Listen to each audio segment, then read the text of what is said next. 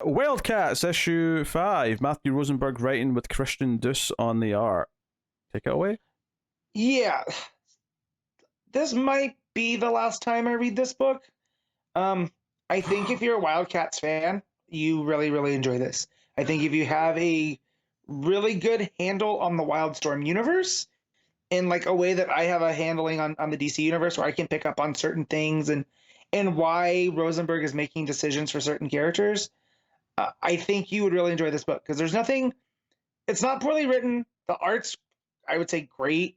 Segovia is really, really good at this, Wildstorm style, because a lot of the costumes are very busy. A lot of the characters are over the top. I just, with a lot of what the story's doing, I'm having a hard time connecting. So here, Zealot and Michael Cray are upset because Grifter died, and that they have to figure out what had happened. So they go to his house, and it's that one that we saw in Urban Legends, right? And that story, it's just looks like it's been ransacked, but that's just the way that it looks. And they're trying to figure out what happened to him. And Zealot maintains that that can't be Grifter, because Grifter wouldn't have died so easily. And that a warrior like him doesn't go down without a fight. We would have known. Which Cray gets upset and is like, I'm tired of your, I'm this immortal warrior, Zen master kind of stuff. Like, you need to mourn him. And she's like, I don't have to mourn anything. He's, Cole's not dead. And then so they find the picture of the rich guy that they had met last time through the Halo benefit, and his name's Jason Halliday. So they're like, well, if Cole was investigating him, there's got to be a good reason. And then that secondary team of Wildcats that we met a couple issues ago are out battling somebody in Ohio, and Superman shows up, and he takes it up with Majestic and is like, hey, you're not Kryptonian. Why would you tell people? He's like, no, I am. So him and Superman have a fight across Ohio, and he gets a good lick on Superman. But Superman's like, no, that's real impressive, but you still have to come with me, son. And Majestic loses it, and he's like, I'm not your son. He goes attack him, and the other team is like, oh, well, we gotta take care of Superman. And their handler's like, absolutely not. You leave this alone. At the Halo building, Craig goes to talk with the boss, and the android guy gets in the way, and like, they're busy. So Cray has it out with the android, and he gets a call, and he rips open his suit that he's been wearing, and it's the Spartan suit. Spartan's one of the Wildcat characters that I was familiar with. He wears the blue and the red. So he flies out to go handle Superman with Majestic, who, Superman's just now like trying to stop him from fighting. Spartan blindsides Superman. The art looks fantastic. And then as they're fighting, Superman realizes he's a robot, so he doesn't really have to.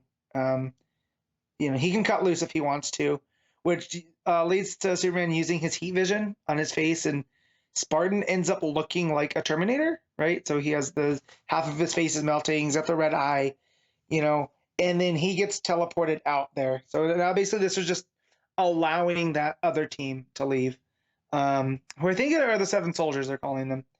And then in Star City, Michael Cray goes to meet with this Jason Halliday, and realizes that he's with someone else in this limo, and he's got Halliday. The guy that he's with has like green hair, and they're like, we recognize you, to Cray. You're one of Marlowe's people. They're there to ask him about Grifter, and when they say that, the dude with green hair gets like a T-1000 arm, and it becomes metal and starts attacking Cray.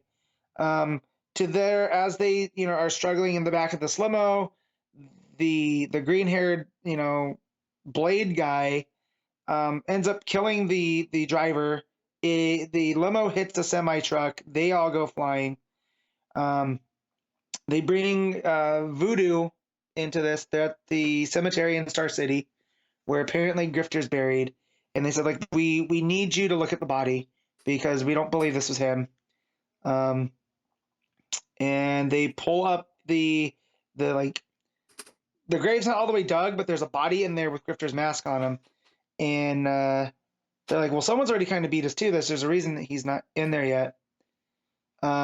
Cray goes back. We find out that the guy with green hair is Warblade. To which he's like, what does that even mean? And then Cray gets slashed across the neck. The 7 soldiers show up and are like, okay, well, we've just made a mess.